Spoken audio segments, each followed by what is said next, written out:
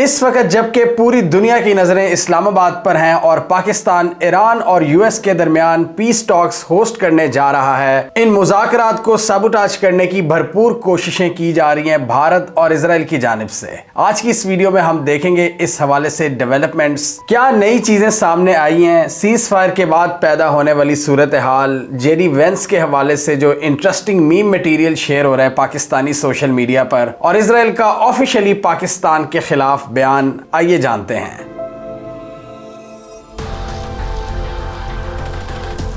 इस वक्त Pakistani social media वही कर रहा है जो उनको करना चाहिए इस तरह की सिचुएशंस में, जो हमने मई में भी देखा था पाक भारत जंग के दौरान। क्या जबरदस्त मीम शेयर करते हैं और इस वक्त जेडी वेंस एक मेन सब्जेक्ट बने हुए हैं और उनके हवाले से मीम शेयर की जा रही हैं कि अगर वो पाकिस्तान में हो तो वो क्या एक्टिविटीज करेंगे। किसी ने उन्हें फूड स्टॉल पर खड़ा किया हुआ है, तो किसी ने उन्हें सबा कमर के साथ बिठाया हुआ है, किसी ने सुहेल वड़ाइज के साथ बिठाया हुआ है, एक दिन वेंस के साथ। एक यूजर ने तो लिखा हुआ था कि जेडी वेंस एट जीला ऑयल फील्ड्स। लाहौर में एक जीला फूड पॉइंट है जो अपने खानों में बहुत ज्यादा तेल डालता है और अमेरिकन वहां पहुंच जाते हैं जहां पर तेल निकलता है। फिर किसी ने कहा कि जेडी वेंस डीएचए में प्लॉट खरीदने जा रहे हैं। किसी ने कहा कि जेडी वेंस ने लाहौर की निहारी बड़ी इंजॉय की है। किसी ने उनको कोयटा होटल के बाहर बिठा दिया तो कोई उनको बिरयानी खिला रहा था। और डोनाल्ड ट्रंप के बड़े लॉयल बंदे हैं, उनके क्रेडेंशियल्स बड़े मजबूत हैं। अगर वो आ रहे हैं इसका मतलब वो डायरेक्टली डोनाल्ड ट्रंप को रिप्रेजेंट कर रहे हैं, वो किसी लॉबी या किसी बिजनेस ग्रुप को रिप्रेजेंट नहीं कर रहे। और किसी ने कहा कि जेडी वेंस जिना हाउस का भी विजिट कर रहे हैं।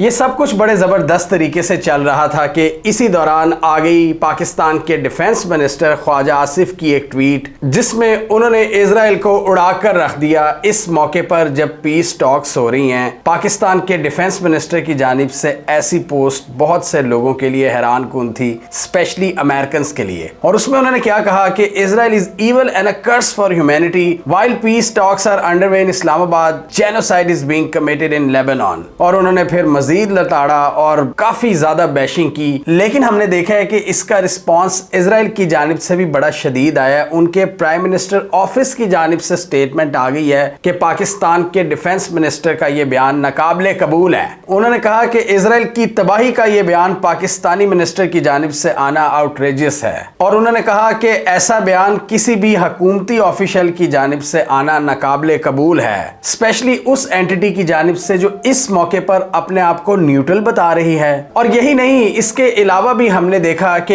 इजराइल के एम्बेसडर्स, फॉर्मर प्राइम मिनिस्टर्स, उनके डिप्लोमेट्स, उनके रिसर्चर्स, उनकी जानिब से पाकिस्तान पर एक असॉल्ट जारी हो गया। एक उन्होंने नैरेटिव वॉर शुरू कर दी कि पाकिस्तान जो कि अपने आप को न्यूट्रल कह रहा है, जो कि इस वक्त मुज़ाकरात करवा रहा है, वो ऐसी लैंग्वेज इस्तेमाल कर रहा है, इसका मतलब पाकिस्तान वन साइडेड है। पाकिस्तान इम्पार्शियल नहीं बल्कि उसकी साइड क्लियर है कि वो इजराइल के खिलाफ है। इस हवाले से पाकिस्तान में भी बहस शुरू होगी कि अगर आपने ट्वीट को डिलीट ही करना था तो इसको जनरेट क्यों किया। और ये भी बहस शुरू होगी कि क्या ये ख्वाजा आसिफ का अपना जहन था या ये कोई पॉलिसी स्टेटमेंट थी, क्योंकि हैं तो वो पाकिस्तान के डिफेंस मिनिस्टर। पाकिस्तान में ट्रेडिशनली डिफेंस मिनिस्ट्री की जो पोस्ट है उसको इतना पावरफुल नहीं समझा जाता, क्योंकि लोग ये समझते हैं कि उसके पास ज्यादा इख्तियारात नहीं होते और फैसले कहीं और से होते हैं। तो इसलिए यहाँ लोगों का ये कहना है कि ये ख्वाजा आसिफ के अपने जज्बात थे जिनको बाद में डिलीट करवाया गया है उस मौके पर। यानी जिसने भी ये डिलीट करवाई है उसका ये ख्याल है कि ऐसे मौके पर ऐसी स्टेटमेंट पीस एफर्ट्स को खराब कर सकती है। लेकिन मेरे ख्याल में एक ट्वीट इन पीस एफर्ट्स को उतना खराब नहीं कर सकती जितनी इजराइल के एक्शंस कर रहे हैं लेबनान के अंदर। लेकिन काउंटर आर्गुमेंट ये आ रहा है कि जिस लेवल का इजराइल इस ट्वीट को बेस बनाकर प्रोपेगेंडा लॉन्च कर रहा है, ये खतरनाक साबित हो सकता था। इसलिए पाकिस्तान ने टाइमली ये डिलीट करवाई है ताकि जो हमारी पीस एफर्ट्स हैं, जो पाकिस्तान की काविशें हैं, वो स्मूथली आगे चलती रहें। कल हमने देखा था कि ईरान के पाकिस्तान में जो एम्बेसडर हैं उन्होंने भी अपनी ट्वीट डिलीट की थी कि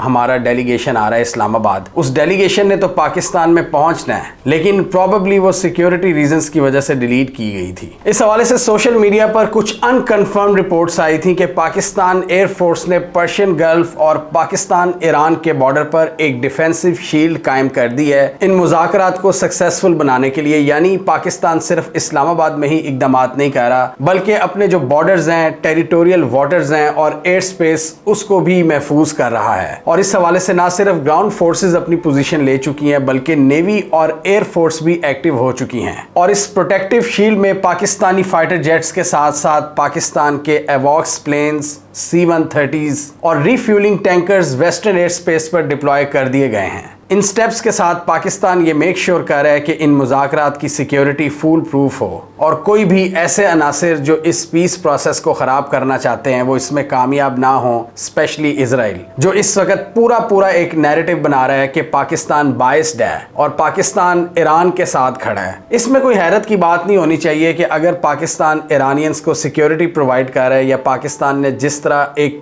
किरदार अदा किया था, ईरान के फॉरेन मिनिस्टर को इजरायली हमलों से बचाया था, क्योंकि पाकिस्तान ने अमेरिकन को कहा था कि इस मौके पर अगर अब्बास अगारची को असैसिनेट कर दिया गया तो फिर आप डिप्लोमेसी का खात्मा समझें, फिर IRGC ही हावी हो जाएगी ईरान के अंदर। तो उस वक्त भी पाकिस्तान ने एक जबरदस्त किरदार अदा किया था और अब भी जो पाकिस्तान मेजर्स ले रहा है वो पाकिस्तान की अपनी बका के लिए भी जरूरी हैं। आज से 10 माह पहले हमने ये वीडियो बनाई थी कि क्यों पाकिस्तान ईरान का ये जो मौजूदा सेटअप है उसको गिरता हुआ नहीं देखना चाहता। ना सिर्फ पाकिस्तान बल्कि तुर्की भी, क्योंकि इन दोनों ममालिक को आइडिया है कि अगर आज ये ईरान को गिराने में कामयाब हो गए तो अगला नंबर पाकिस्तान या तुर्की का हो सकता है। और ना सिर्फ ये जो मिडिल पावर्स हैं पाकिस्तान, तुर्की, सऊदी अरब, उनके लिए भी एक बुरी न्यूज होगी, बल्कि चाइना और रूस का जो ईस्टर्न एक्सिस है वो भी टूटेगा। तो इन सारे मुल्कों की बैक एंड में ये एक अंडरस्टैंडिंग है कि हमने ईरान को अपने अपने तौर पर किस तरह सपोर्ट करना है। पाकिस्तान एक बॉर्डर शेयर करता है ईरान से, और अगर ईरान का ये मौजूदा सेटअप गिर जाता है तो आपको पता है फिर क्या होगा। पाकिस्तान के नेक्स्ट डोर नेबर्स में मुसाद के एजेंट्स फिर रहे होंगे और उनकी BLA के साथ जो कोऑर्डिनेशन होगी वो आप सिर्फ अंदाजा ही लगा सकते हैं। और अभी जिस तरह हम देख रहे हैं कि अमेरिकन, ये CIA और मुसाद ने ईरान के नॉर्दर्न बॉर्डर की तरफ कुर्दों को सपोर्ट किया कि वो IRGC से लड़ें, वो अलग बात है कि कुर्दों ने इस बार कोई खास रिस्पॉन्ड नहीं किया अमेरिकन को। इस साइड पर भी इनकी ये प्लानिंग है कि BLA को सपोर्ट करें ईरान की हुकूमत के खिलाफ। BLA की भी बात करें तो वो कोई प्योर इंडिजिनस ऑर्गेनाइजेशन नहीं है जो बलोच लोगों के जज्बात की अक्कासी करता है। इसमें फॉरेन हैंड भी मुलविस होते हैं, भारत का हाथ इसमें मुलविस है। इसमें फॉरेन होस्टाइल इंटेलिजेंस एजेंसीज हैं एक प्रेशर रखने के लिए, ना सिर्फ पाकिस्तान पर बल्कि चाइना पर भी।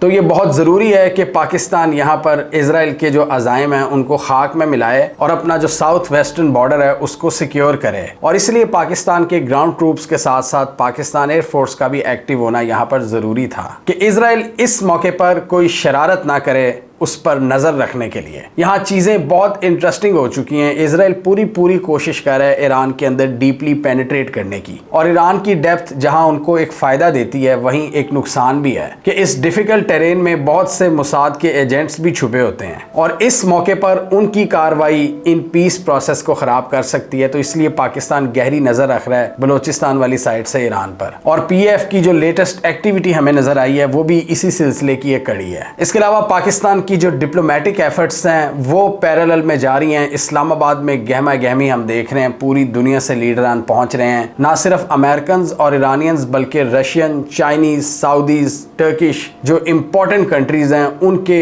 ऑफिशियल्स भी पहुंच रहे हैं, जर्नलिस्ट पहुंच रहे हैं। पाकिस्तान के प्राइम मिनिस्टर को पूरी दुनिया के लीडर्स की कॉल्स वसूल हो रही हैं। इसमें यूरोपियन लीडर्स भी शामिल है जिन्होंने बड़े अरसे बाद पाकिस्तान से इंगेज किया है। Italy, France, UK, Germany, Australia वगैरह ये सब पाकिस्तान से राब्ता कर रहे हैं और पूरी दुनिया के मीडिया पर इस वक्त पाकिस्तान छाया हुआ है। वो पाकिस्तान जिसको ये दहशतगर्द बनाकर पेश करते थे आज एक मीडिएटर बनाकर पेश कर रहे हैं। हर जगह पर पाकिस्तान पाकिस्तान हो रहा है और इस हवाले से थोड़ा सा हिस्ट्री को भी डिस्कस किया जा रहा है। 15-20 साल पुरानी हिस्ट्री वेस्टर्न राइटर्स लिख रहे हैं कि हम ही थे जो पाकिस्तान को दहशतगर्द कह रहे थे और हम पाकिस्तान को आइसोलेट कर रहे थे, और आज पाकिस्तान हमारे ही मसले में मीडिएटर का किरदार अदा कर रहा है। किस तरह सारी डायनामिक्स चेंज हो जाती हैं। पाकिस्तान की ये स्ट्रेटेजिक पोजीशन जिसमें ये बैक वक्त चाइना और US को बैलेंस कर रहा है, रूस से भी बेहतरीन ताल्लुकात एंजॉय कर रहा है और सऊदी अरब और ईरान को भी साथ लेकर चल रहा है। इस मौके पर अगर हम तारीख को साइड पर रख दें तो ये बड़ी ज्यादती होगी। ये चीज हमें याद दिलाती है 1971 की। वैसे तो उसी साल पाकिस्तान के 2 टुकड़े भी हुए थे, लेकिन उससे चंद माह पहले भी पाकिस्तान ने एक बड़ा तारीखी किरदार अदा किया था जब चाइना को यूएस के साथ मिलाया था, पाकिस्तान ने इनकी डिप्लोमेटिक नॉर्मलाइजेशन में अपना किरदार अदा किया था। और पाकिस्तान का वो किरदार आज तक सबको याद है जब एम्बेसडर हिलाली इस हवाले से एक्टिव हुए थे और अमेरिका के जो टॉप डिप्लोमेट थे हेनरी किसिंजर, उन्होंने पाकिस्तान का विजिट किया था और सीक्रेटली इस्लामाबाद से बीजिंग का विजिट किया था। इस वक्त ऐसी स्ट्रक्चरल और स्ट्रेटेजिक पोजीशन सिर्फ पाकिस्तान के पास है और पाकिस्तान ने एक बार फिर तारीख को दोहराया है। उस वक्त चाइना और अमेरिका की मीटिंग के बाद दुनिया बड़ी हद तक चेंज हुई थी, बड़ी बड़ी चेंजेस आई थी और अगर यहाँ पर कुछ डिसाइड हो जाता है तो यहाँ भी बड़ी तब्दीलियां रूनुमा होंगी। अब जरा बात कर लेते हैं इन टॉक्स की, जो कि है मेन मुद्दा ईरान और अमेरिका के दरमियान। ये हमने देखा है कि पिछले 2 दिनों में ईरान ने काफी सख्त स्टैंस लिया है इस हवाले से और ईरान कह रहा है कि अब मुज़ाकरात हमारी शराइत पर होंगे, हमारी टर्म्स पर होंगे। और इस वक्त 2 बड़े इशू इमर्ज हो भी चुके हैं, एक स्ट्रेट ऑफ हॉर्मूज के हवाले से और लेबनान के हवाले से कि लेबनान को मुज़ाकरात में और सीज फायर में इंक्लूड करना है कि नहीं। हमने देखा कि जब ये सीज फायर हुआ, पाकिस्तान ने लेबनान का नाम लिया और फौरन इजराइल ने स्टेटमेंट दे दिया कि इसमें लेबनान नहीं होगा और उन्होंने तारीख की बदतरीन बमबारी की। लेबनान में एक दिन में 300 से ज्यादा बंदे को वहां पे मारा। इस पर पाकिस्तान भी फौरन एक्टिव हुआ। लेबनान के प्राइम मिनिस्टर ने पाकिस्तान से राब्ता किया, पाकिस्तान ने यूनाइटेड नेशंस में भी आवाज उठाई और पूरी दुनिया ने एक प्रेशर डाला इजराइल पर। पूरी दुनिया ने, ये स्पेन के जो प्राइम मिनिस्टर हैं जो इस वक्त यूरोप को एक किस्म का लीड कर रहे हैं, इन सब ने आवाज उठाई। और उसके बाद क्या हमने देखा है, ये जो पाकिस्तान लेड प्रेशर था जिसका आगाज पाकिस्तान ने किया, उससे इजराइल पर थोड़ा सा फर्क पड़ा। उन्होंने कहा कि अब हम लेबनान की हुकूमत से बातचीत करने के लिए तैयार हैं। और डोनाल्ड ट्रंप और जेडी वेंस जो पहले कह रहे थे कि ईरान को लेबनान को भूल जाना चाहिए इस सीज फायर टॉक्स में, अब वो भी कह रहे हैं कि हम भी प्रेशर डाल रहे हैं इजराइल पर। यानी डोनाल्ड ट्रंप ने कह दिया कि हमने इजराइल को कहा है कि लेबनान पर जरा हाथ हल्का रखे। इससे पहले जेडी वेंस का बयान आया था कि ईरान लेबनान की खातिर इन मुज़ाकरात को खराब करेगा, मेरा नहीं ख्याल। लेकिन ईरान इस हवाले से बहुत सख्त है और ईरान का यहां तक बयान आया है कि लेबनान के खिलाफ जब इन्होंने सीज फायर मुआहदे की खिलाफ वर्जी की तो हम इजराइल पर मिसाइल दागने ही वाले थे, आखिरी मिनट में पाकिस्तान ने हमें रोक लिया। तो ये इंटरेस्टिंग डायनामिक्स चल रही हैं लेबनान के हवाले से। और इसमें एक ये भी पॉसिबिलिटी है कि इजराइल को एक ब्रीदिंग स्पेस मिली है, यानी ईरान की जानिब से जब हमले बंद हुए हैं तो इन्होंने पूरा फोकस हिजबुल्लाह की तरफ कर दिया है और वहां पर इन्होंने तबाही फैलानी शुरू कर दी और ज्यादा मासूम लोगों को ही मार रहे हैं। और ईरान इस हवाले से बहुत सख्त मौकफ ले रहा है कि लेबनान को शामिल किया जाएगा। पाकिस्तान भी यही कह रहा है और इसी प्रेशर की वजह से हम देख रहे हैं ना सिर्फ डोनाल्ड ट्रंप का स्टैंस तब्दील हुआ है बल्कि नेतन्याहू कह रहा है कि अब हम मुज़ाकरात करेंगे। स्ट्रेट ऑफ हॉर्मूज की बात करें तो वहां भी ईरान नई डायनामिक सेट करने की बात कर रहा है जो ईरान की सबसे बड़ी स्ट्रेटेजिक विक्ट्री बताई जा रही है। ईरान कह रहा है कि अब हम कंट्रोल करेंगे स्ट्रेट ऑफ हॉर्मूज को, हम चार्जेस लगाएंगे, हम पेमेंट वसूल करेंगे हर वेसल से। और उसमें 2 ऑप्शन सामने आ रही हैं, एक तो चाइनीज करेंसी युआन में और दूसरी क्रिप्टो करेंसी में। आज से 1 महीना पहले ये सूरत हाल नहीं थी, ईरान स्ट्रेट ऑफ हॉर्मूज को कंट्रोल नहीं कर रहा था। इस जंग के बाद अब हम क्या डायनामिक्स देख रहे हैं कि बजाय ईरान को वीक होने के ईरान मजीद इम्बोल्डन हुआ है और मजीद इनको चैलेंज कर रहा है। और इससे यूएस को सबसे बड़ा मसला क्या होगा कि इनकी जो फ्रीडम ऑफ नेविगेशन है, जो पानियों में इनकी नेवी की मूवमेंट है, 5th फ्लीट है इस रीजन में, उसको चैलेंज का सामना करना पड़ेगा। और आने वाले दिनों में ये सिचुएशन एक नए कॉन्फ्लिक्ट को जन्म दे सकती है और इसमें चाइना, ईरान और रूस समंदरों के अंदर अमेरिका के लिए एक नया चैलेंज खड़ा कर सकते हैं। और एक्सपर्ट्स के मुताबिक यहाँ ईरान की स्ट्रेटेजी में एक बहुत क्विक चेंज देखने को मिला है। वो ईरान जो चंद दिन पहले अपने सर्वाइवल की बैटल कर रहा था, अब जंग के बाद इन चीजों को स्ट्रेटेजिक अपॉर्चुनिटीज में कन्वर्ट करना शुरू हो गया है। ये एक बहुत बड़ी कामयाबी है। कहां सर्वाइवल और कहां एक नई अपॉर्चुनिटी, और वो भी स्ट्रेटेजिक अपॉर्चुनिटी। और ब्लूमबर्ग इस हवाले से लिखता है कि the game has changed now that Iran says it will accept payments from ships crossing the Strait of Hormuz in cryptocurrencies और द युआन। यानी ये अमेरिकन जरीदे लिख रहे हैं कि गेम अब चेंज हो चुकी है ईरान की फेवर में, और ईरान के जो इमीडिएट थ्रेट्स थे वो इनके लिए स्ट्रेटेजिक अपॉर्चुनिटीज में कन्वर्ट हो चुके हैं। और इनको कन्वर्ट ईरान ने खुद किया अपनी स्मार्ट डिप्लोमेसी से। और ईरान अब अपने 10 पॉइंट सामने रख रहा है कि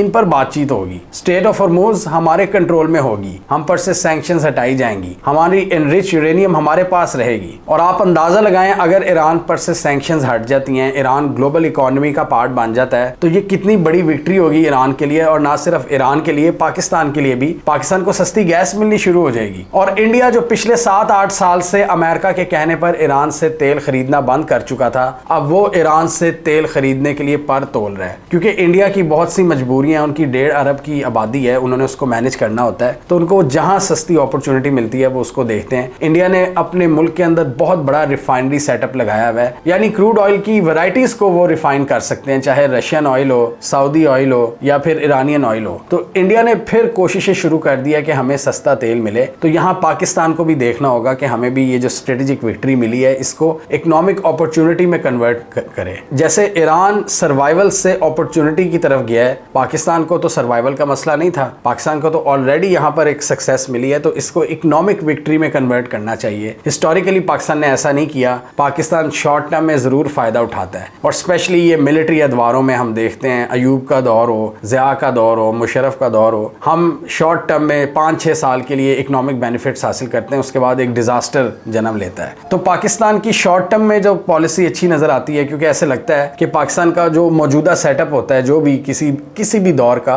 वो अपनी लेजिटिमेसी की ख्वाहिश में ज्यादा होता है। तो यहाँ पाकिस्तानी सरकार को चाहिए कि लॉन्ग टर्म स्ट्रेटेजिक और इकोनॉमिक विक्ट्री पर फोकस करे, लॉन्ग टर्म स्ट्रेटेजिक और इकोनॉमिक बेनिफिट्स जो अवाम को भी हासिल हों। और यहाँ ईरान से भी सीखने को बहुत कुछ है, जिस तरह उन्होंने स्ट्रेट ऑफ हॉर्मुज में एक नया स्टेटस को कायम कर दिया है कि जो गुजरेगा हमारी कोऑर्डिनेशन के साथ गुजरेगा, नहीं तो उसके लिए थ्रेट्स मौजूद हैं। ईरान ने मैप भी जारी किया है कश्तियों के लिए और कहा है कि आप हमारी अप्रूवल के बगैर यहाँ से क्रॉस मत करें, नेवल माइंस बिछी हुई हैं, आप आएँ, हमसे कोऑर्डिनेट करें, हमें पेमेंट दें, हमसे मैप लें और फिर गुजर जाएं। और देखें, ईरान से अब हर कोई बात कर रहा है, ना सिर्फ रीजनल ममालिक बल्कि यूरोपियन ममालिक। और यूरोपियन ममालिक अब अपनी एम्बेसीज को रीओपन करने जा रहे हैं, जिन्होंने सैंक्शंस लगाई हुई थी, अमेरिका के कहने पर चलते थे वो, अब वो अमेरिका से हटकर ईरान के साथ ताल्लुकात बहाल करने जा रहे हैं। स्पेन सबसे पहली एग्जांपल है, जर्मनी भी इस हवाले से गौर कर रहा है, जापान, कोरिया वगैरह, ये सारे यूएस के एलाइज थे जो अब ईरान की तरफ जा रहे हैं। और इस वॉर का एक और क्या स्ट्रेटेजिक आउटकम निकला है कि अमेरिका अपने पार्टनर से मजीद दूर हुआ है और ईरान अमेरिका के पार्टनर्स के करीब हुआ है। और ईरान के जो राइवल्स थे इस रीजन में, उनकी स्टैंडिंग कम हुई है इजराइल और अरब ममालिक की, और ईरान यहाँ पर विक्टोरियस इमर्ज हुआ है। नो डाउट उनको बहुत सी टेक्टिकल डिफीट्स का सामना करना पड़ा है यहाँ पर, लेकिन स्ट्रेटेजिक पॉइंट ऑफ व्यू से बहुत सी कामयाबियां बटोर रहा है ईरान, और अभी भी मजीद अपॉर्चुनिटीज तलाश कर रहा है। स्ट्रेट ऑफ हॉर्मुज हो, नए कनेक्शंस हो यूरोपियंस के साथ, या फिर नैरेटिव की वॉर। और अगर ईरान पर से सैंक्शंस हट जाती हैं